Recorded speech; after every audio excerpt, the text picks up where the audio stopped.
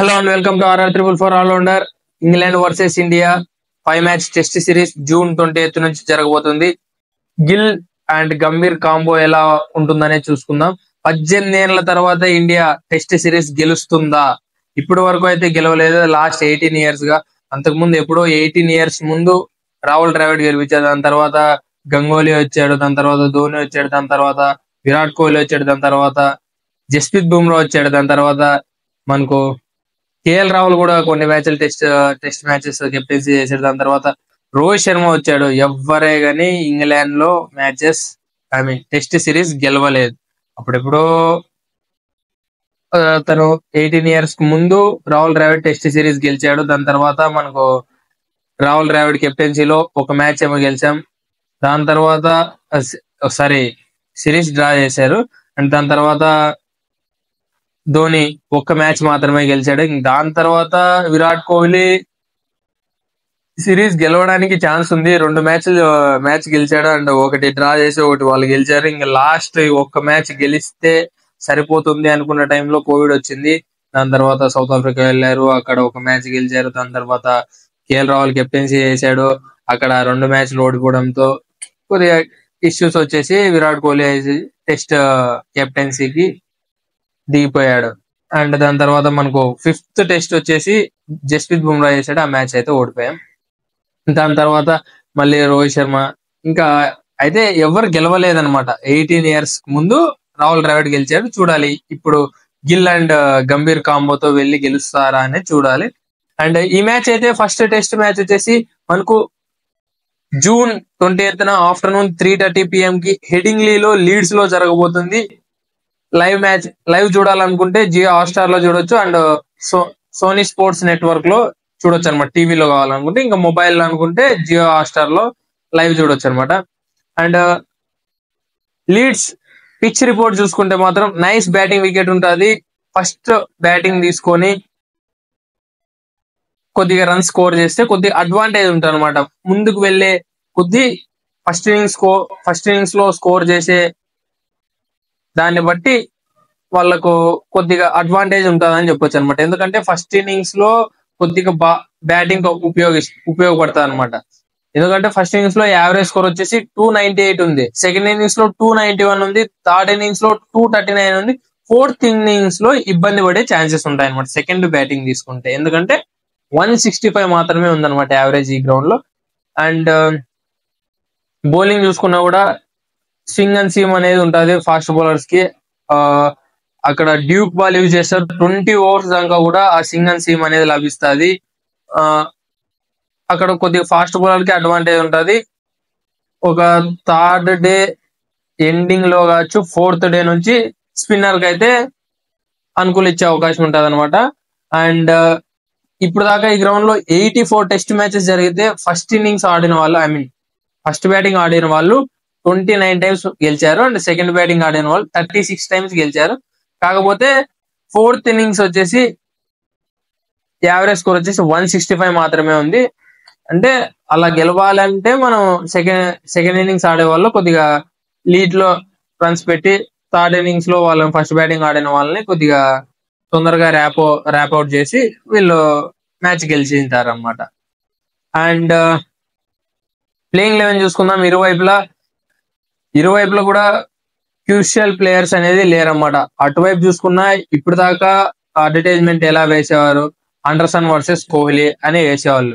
ఇప్పుడు అండర్సన్ లేడు, కోహ్లీ లేడు, అండ్ రోహిత్ శర్మ లేడు, అండ్ మనకు స్టూవర్ట్ బ్రాడ్ కూడా లేడు అనమాట. ఇండియాకి చూసుకుంటే ఇంకా చాలా మంది లేరులేండి. పుజారా లేడు. అప్పట్లో వాళ్ళు గెలిచారంటే అక్కడ 2 matches గెలిచి 1 match వాళ్ళు గెలిచి 1 match డ్రా చేసుకున్నారంటే అప్పుడు బౌలింగ్ లైనప్ వేరే ఉందన్నమాట. ఉమేష్ యాదవ్ అయిండొచ్చు, ఇషాంత్ శర్మ అయిండొచ్చు, జస్ప్రీత్ బుమ్రా అయిండొచ్చు. ఇప్పుడు వాళ్ళందరూ లేరనమాట. అక్కడ కూడా శార్దుల్ ఠాకూర్ ఉన్నాడు అనుకోండి, చూడాలి. ఇక్కడ కూడా ఉన్నాడు. తెచ్చారు. ప్లేయింగ్ 11 లో ఉంటాడా లేదా అనేది ఉంటుంది. తన ఒక కంబ్యాక్ స్టార్, తన గురించి మాట్లాడుకుందాం. అండ్ ఇరు టీంలోనూ ప్లేయింగ్ 11 చూసుకుంటే మాత్రం ఇంగ్లాండ్ ప్లేయింగ్ 11 చూసుకుందాం. ఫస్ట్ హోమ్ టీం కాబట్టి వాళ్ళ ప్లేయింగ్ 11 లో వచ్చేసి ఓపెనర్స్ గా జాక్ రాలీ, బెన్ డకెట్ ఉండే అవకాశం ఉంటుంది. ఇంక 1 down లో జో రూట్ ఉండే అవకాశం ఉంటుంది. ఈ వికెట్ వచ్చిందే మ్యాచ్ ఆల్మోస్ట్ 60% ఇండియా వైపు వచ్చినట్లే. అండ్ దాని తర్వాత హ్యారీ బ్రూక్, కోహ్లీ పప్పు ఉండే అవకాశం ఉంటది. And Ben Stokes, Jamie Smith and Chris Woakes, Brendon Carse and Bashir and జోస్టింగ్ ఉండే అవకాశం ఉంటది అనమాట. అండ్ వీళ్ళు ప్లేయింగ్ లెవెన్ లో ఏమైనా ఇబ్బందులు ఉన్నాయంటే మామూలే. ఇప్పుడు దాకా అయితే వాళ్ళు ఈ 18 years గా మనం టెస్ట్ సిరీస్ గెలవలేదు అనడానికి కారణం వాళ్ళకి అక్కడ అండర్సన్ అండ్ వాళ్ళకి రూట్ బాగా ఆడడము. తను ఇప్పుడు దాకా ఇంగ్లాండ్ వర్సెస్ ఇండియా, ఇంగ్లాండ్ లో ఇప్పుడు దాకా మనము 15 మ్యాచెస్ మనతో ఆడాడు అనమాట జో రూట్. 15 మ్యాచెస్ ఆడితే దాంట్లో 7 centuries కొట్టాడు. అండ్ బ్యాటింగ్ యావరేజ్ చూసుకున్న 75 ఉందన్నమాట, ఈక్వల్ టు డాన్ బ్రాడ్మ్యాన్. చూడండి ఎలా ఆడాడో అర్థం చేసుకోవచ్చు. అండ్ ఇండియా ప్లేయింగ్ లెవెన్ చూసుకుందాం. ఇండియా ప్లేయింగ్ లెవెన్ లో అయితే చాలా చిక్కులు ఉన్నాయి. ఇప్పటికి కూడా అది ప్లేయింగ్ లెవెన్ ఎలా ఉంటది అనేది ఎవరు కరెక్ట్ గా చెప్పలేరు. ఏదో నా ప్లేయింగ్ లెవెన్ చెప్తాను, దాని తర్వాత మీరేమన్నా ఇలా ఉంటే బాగుంటుంది అనుకుంటే కామెంట్ చేయండి. ప్రతి కామెంట్ కి రిప్లై ఇవ్వడానికి ట్రై చేస్తాను అనమాట, ఓకేనా. అండ్ ఓపెనర్స్ అయితే no doubt KL Rahul and Yashasvi. And 1 down లో డౌట్ ఉంది. అండ్ గిల్ ని 4th place లో ఆడిస్తే చాలా బెటర్ అని నేనైతే అనుకుంటాను ఇప్పుడు.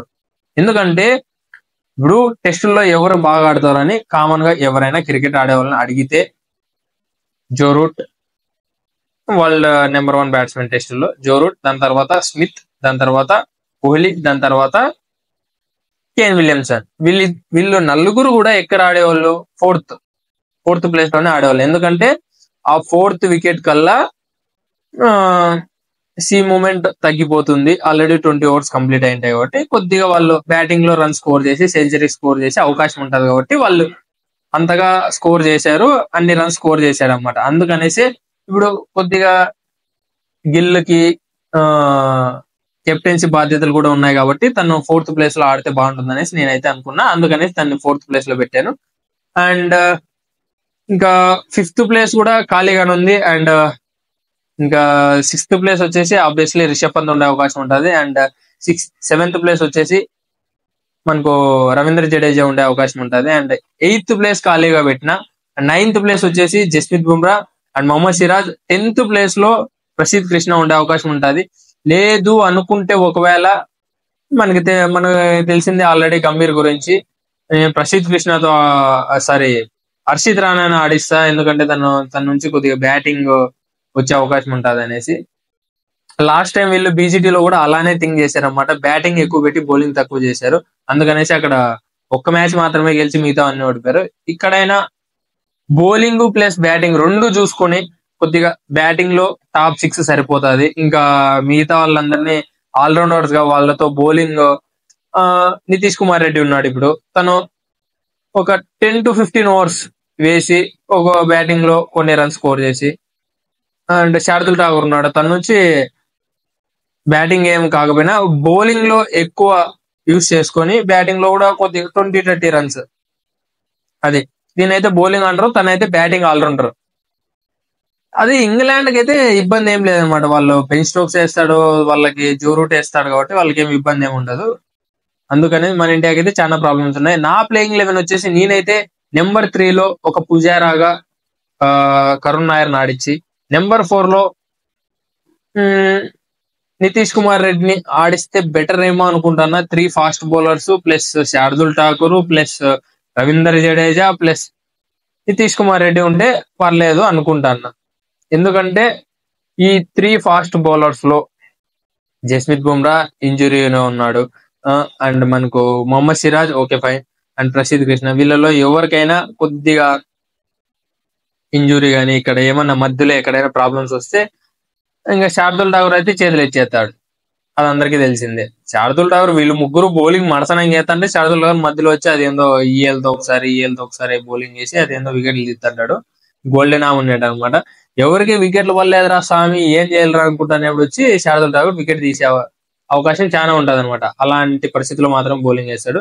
అండ్ జస్ప్రీత్ బుమ్రా 5 మ్యాచ్లు ఆడే ఛాన్స్ అయితే లేదని చెప్పారు, 3 matches మాత్రమే అని చెప్పారు. ఆ 3 matches నాకు తెలిసి ఫస్ట్ మ్యాచ్ లో హెడింగ్లీలో ఆడే అవకాశం ఉంటది, అండ్ లార్డ్స్ లో ఆడే అవకాశం ఉంటది. ఎందుకంటే అది లార్డ్స్ పిచ్ ఇట్లా ఒక వైపుకి స్లోప్ గా ఉంటది కాబట్టి అలాంటి గ్రౌండ్స్ లో కొద్దిగా అనుభవం ఉన్న బౌలర్ అయితే బాగుంటది అనుకుంటున్నా. తను ఆడే అవకాశం ఉంటది అండ్ లార్డ్స్ లో.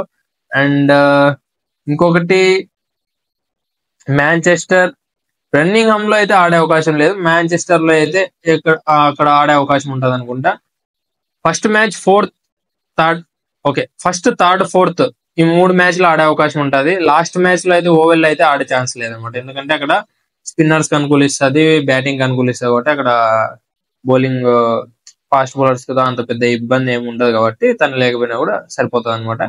అండ్ ప్లేయింగ్ 11 లో ఇంగ్లాండ్ నుంచి ఏమన్నా థ్రెట్ ఉంది అంటే జోరూట్ వికెట్ తీయాలంటే జస్ప్రీత్ బుమ్రా గ్యారంటీ. వీళ్ళిద్దరి మధ్యనే జరగబోతుంది. ఇప్పుడు ఎవరిని అడిగినా కూడా England versus India test match ఎవర్రా అంటే జోరూట్ వర్సెస్ జస్ప్రీత్ బుమ్రా అని చెప్తారు. ఇప్పటిదాకా 25 ఇన్నింగ్స్ లో జోరూట్ 286 రన్స్ స్కోర్ చేశాడు. 9 టైమ్స్ అవుట్ అయ్యాడు జస్ప్రీత్ బుమ్రాకి. బ్యాటింగ్ యావరేజ్ వచ్చి 31.8 ఉంది. చూడాలి ఈ మ్యాచ్ లో ఎలా బౌలింగ్ చేస్తానని. అండ్ జడేజా కూడా 8 టైమ్స్ అవుట్ అయ్యాడు. 499 రన్స్ స్కోర్ చేశాడు. 8 టైమ్స్ అవుట్ అయ్యాడు. 62 ఉంది యావరేజ్. ఇప్పుడు దాకా జోరూట్ ని ఎవరు ఎక్కువ టైమ్స్ అవుట్ చేశారంటే మనకు ప్యాట్ కమిన్స్ 11 టైమ్స్ అవుట్ చేశాడు. అండ్ జాస్ హెజల్వుడ్ వచ్చేసి 10 టైమ్స్ అవుట్ చేశాడు. And Jasprit Bumrah 9 times and Jadeja 8 times. చూడాలి ఎలా పర్ఫార్మ్ చేస్తారనేది. అండ్ ఇరువైపులా ప్లేయింగ్ 11 చూసుకున్నాం కాబట్టి అండ్ ఈ సిరీస్ ఎవరు గెలుస్తారని ఫస్ట్ చెప్పేకైతే అస్సలు కాదనమాట. ఇంతవరకు తెలుసు కదా, ఎంతో మంది పెద్ద పెద్ద కెప్టెన్సే గెలవలేకపోయారు ఇంగ్లాండ్ లో. వాళ్ళకి ఫస్ట్ బ్యాటింగ్ ఇచ్చినా కూడా వాళ్ళు ఎలా ఆడతారనేది మనకి మనసనం తెలియదు. ఎందుకంటే వాళ్ళు అదేందో బేస్బాల్ అని ఆడారంటే వీళ్ళు చేతులు ఎత్తుతారు. ఖచ్చితంగా బుమ్రా లేకపోయినప్పుడు వాళ్ళు బేస్బాల్ బ్యాటింగ్ ఆడినారంటే బేస్బాల్ బ్యాటింగ్ ఆడినారంటే వీళ్ళు చేతులు ఎత్తే అవకాశమే ఉంటది అనమాట. చూడాలి ఎలా కంట్రోల్ చేస్తాడు. బుమ్రా ఉన్నాడు కాబట్టి ఎలా కంట్రోల్ చేస్తాడు అనేది చూసుకోవాల్సి ఉంటుంది. ఎందుకంటే జాగ్రాలే ఎలా ఆడతాడో తెలుసు మనకు. జోరూట్ తను ఆడుతుంటే తన చుట్టూ వీళ్ళు ఆడతారు అన్నమాట బేస్బాల్. ఓలీపప్ అయి ఉండొచ్చు, మనకు హ్యారీ బ్రూక్ అయి ఉండొచ్చు, స్మిత్ అయి ఉండొచ్చు అండ్ బెన్ స్టోక్స్ అయి ఉండొచ్చు. వీళ్ళంతా ఫాస్ట్ గా స్కోర్ చేసే అవకాశం ఉంటది అనమాట. నాకు తెలిసి ఈ ఫస్ట్ మ్యాచ్ గెలిచి డ్రా చేసుకొని ఇంగ్లాండ్ మీద కొద్దిగా ప్రెషర్ పెడితే సిరీస్ విన్ కాకపోయినా కూడా 2-3 గెలిచినా కూడా ఓకే, గిల్ కెప్టెన్సీకి కొన్ని మార్క్స్ అయితే పడే ఛాన్సెస్ ఉంటాయి. అండ్ 3-2 గెలిచినా కూడా సిరీస్ ని గిల్ కెప్టెన్సీని ఒప్పుకోవచ్చు అనమాట. అండ్ అంతకంటే దారుణంగా 0-5 ఓడిపోతే మాత్రం నేను ఏమన్నా చూసుకోవాల్సి ఉంటది. అండ్ ఇప్పుడు దాకా ఈ వీడియో చూసింటే మాత్రం మీకు నచ్చిందని అనుకుంటాను. కొద్దిగా లైక్ చేసి నన్ను ఎంకరేజ్ చేయండి. అండ్ ఈ మ్యాచ్ గురించి మీకు ఏమైనా డౌట్స్ ఉన్నా కూడా కామెంట్ చేయండి. ప్రతి కామెంట్ కి రిప్లై ఇవ్వడానికి ట్రై చేస్తాను. And thank you for supporting guys.